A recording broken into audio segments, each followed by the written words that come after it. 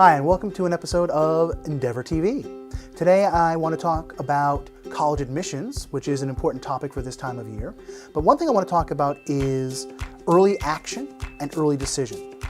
A lot of folks have asked questions, whether it's me or other members of our team, about early action and early decision, what they are, and is it worth applying early?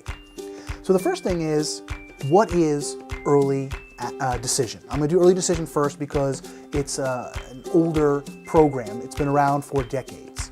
The idea is that most colleges, when you're applying to them as a high school senior, hold deadlines towards the middle of the year, January 1st, January 15th, even sometimes as late as February 1st. When a student wants to really indicate that they love that school, and that school is the first choice school, early decision was a way to indicate that to colleges. But the issue with early decision is you had to apply usually by November 1st, sometimes November 15th, sometimes even earlier back in the day. And you were limited to only applying to one school early decision. Not only that, it was binding. If you apply to a university early decision and you get in, you've committed to going to that school no matter what. Now there is some good side to that. You don't have to worry about the rest of the admissions process, but the downside is that you have to choose what school you want to go to very early in your process. Early action is a more recent variation on that. Early action, first off, isn't binding. When you apply early action to a school, even if you get in, you can still apply to other schools.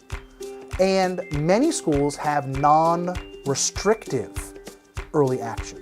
And that means you can apply to more than one school early, which might be great. You could apply to 2 or 3 schools that equally are very exciting for you as a high school senior, and then make your decision from which one accepts you. Once again, if you get in early, you don't have to worry about the rest of your admissions process. You don't have to apply to other schools. But there are some downsides to this. First off, there's a rumor that it's easier to get into schools, colleges, universities, early action and early decision. And that's based on the fact that some of the most prestigious and selective and competitive schools, Ivy League schools, and schools like that have very low acceptance rates, many as low as 5% of applicants. And their early action and early decision applicant pools see a slightly higher admittance rate, maybe 8%, maybe 9%. So the idea is that if you apply early, you have a better shot of getting in, but that's not exactly true. Think about the students who are committing to applying to a very prestigious, very selective school early. These are students who by the end of their junior year may have already taken several AP or IB, which is International Baccalaureate classes. And AP, of course, is advanced placement. These are students who have taken the SAT or ACT multiple times by the end of their junior year and achieved very high scores. These are students with very high GPAs and very interesting and attractive application packets that can apply early to prestigious schools with the hopes of getting in. So if that doesn't describe you, that's okay. That's most people actually that aren't that. But those are the students applying early action and early decision.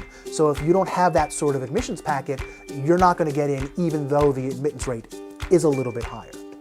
So is early action or early decision a good thing? For some students it is. It allows them to commit to a school that they're already interested in applying to and get an answer early and relieve the stress of senior year. But for most of us, it's just not an option. It's just not useful or interesting, because one of the worst things that could happen is you get rejected early and now it hurt your self-confidence.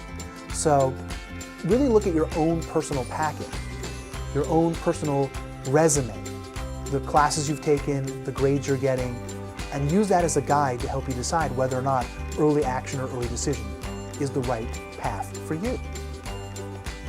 So I hope you found this interesting. If you have any questions, this is a video and you can leave comments below. Thank you so much.